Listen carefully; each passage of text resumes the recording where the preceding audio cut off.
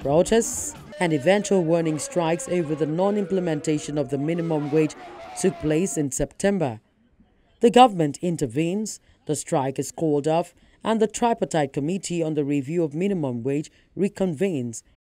We are reconvening on Thursday, that is the 4th of October. Our letters of invitation for the meetings are ready. It's in our emails, and Labour has got their own. And we do hope that the Salaries, Incomes and Wages Commission will have been able to, within the confines of the economic management team of the federal government, be able to give us a figure.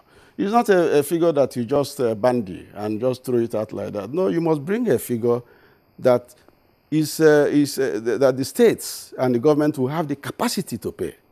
That is the guiding principle in wage fixing mechanisms. The principle of ability to pay. That's what guides it. You don't fix a figure that will result in shortfalls in payment to workers, a figure that will make for workers not to be paid, and you have another round of strikes over shortfalls of people not receiving full salary or people who are not being paid at all. You don't also put a figure that will entail the state governments doing retrenchment or the federal government doing retrenchment. This is a government that doesn't want to do any retrenchment of any worker.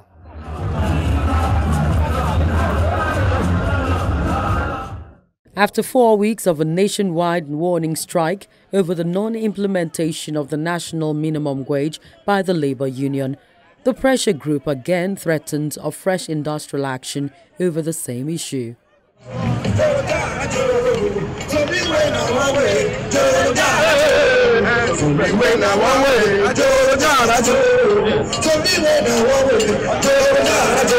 The National Day of Mourning and Outrage, that's what the organized labor union tags its rally.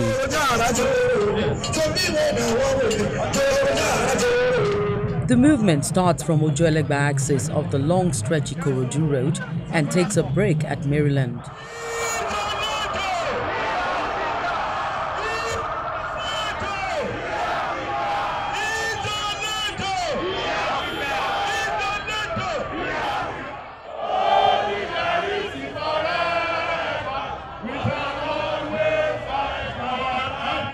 We're on the road to protest government's insensitivity to the plight of Nigerian workers.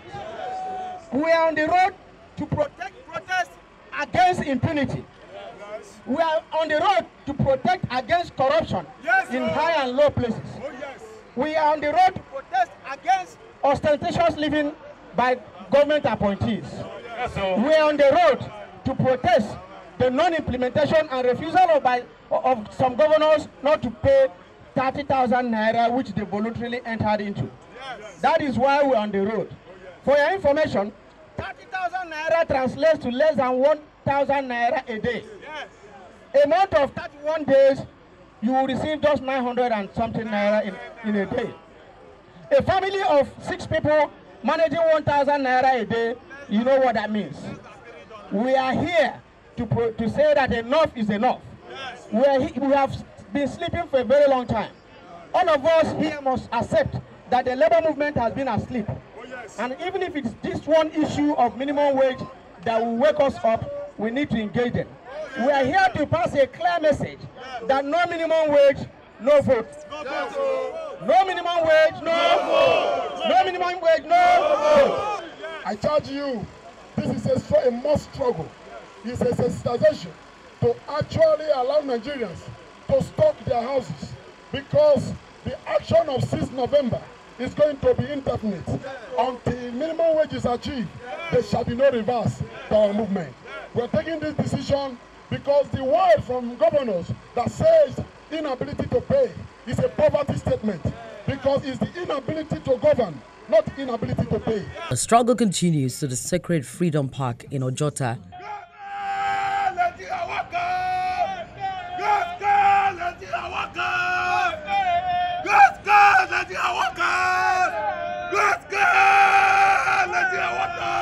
The purpose of the sensitization rally towards its proposed industrial action on November 6 is simple and clear. and my salary is 80,000 naira per month. After that 80,000 naira per month, they will move taxpayer and pension, and remain 60,000 plus. After that 60,000, I will use it to take my ticket from Apapa down to Alausa every day, 600 naira every day, and then the money is not too enough for me. And I'm a man like me, I have to take care of my family and my mom, everybody. And out of that 60,000 naira, and I do go to my hospital, my daughter will write a JOS for me. For me to afford the JOS, it's very difficult for me. Look at the street here. Since last 2 weeks now, my daughter has write the JOS for me. Since last 2 weeks now, my daughter has write the JOS for me. For me to buy the JOS, I don't have much for me to buy the JOS. I don't have money to buy the JOS because the money that they're paying me is too small. It's not enough for me. And then, we now, I'm trying to further my education. Can 60,000 naira take me to school? No way. Can 60,000 naira let me be a graduate man? No. Can 60,000 naira make me a married man? No. I'm just talking to my life. Please, the people on the top, they are God on the top. They should please, people like us, they should consider us. They could increase the minimum wage to 30,000 naira. We will manage it like that. Over 40 unions that make up the organized labor union in Nigeria have participated in this sensitization rally. This is about the 4th time this year that the labor union is getting on the streets to demand that the federal government adopts the agreement on the minimum wage.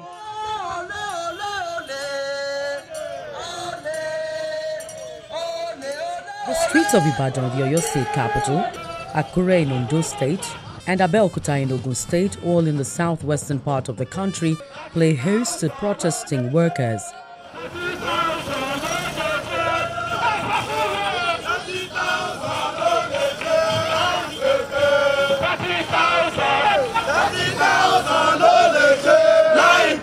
We have been directed by the national of our union, NLC and TUC, that come November 6, between now and then, if the 30,000 naira is not approved and announced to the generality of workers in Nigeria, we are withdrawing our service. We are telling our member to stay at home and do the needful.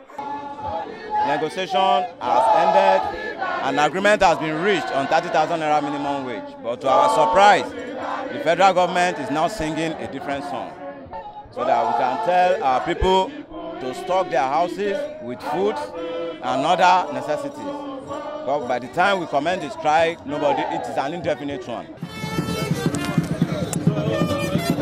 Protesting workers in Kogi State marched to the governor's office. They meet with the secretary to the state government, Folashade Arike, chief of staff to the governor, Edward Onoja, and the security advisor, Commander Jerry Omodara. We want to believe that the threat of shutting down the system from on November 6th may never happen by the grace of God. Because if the system is shut down, the shutdown will affect all of us.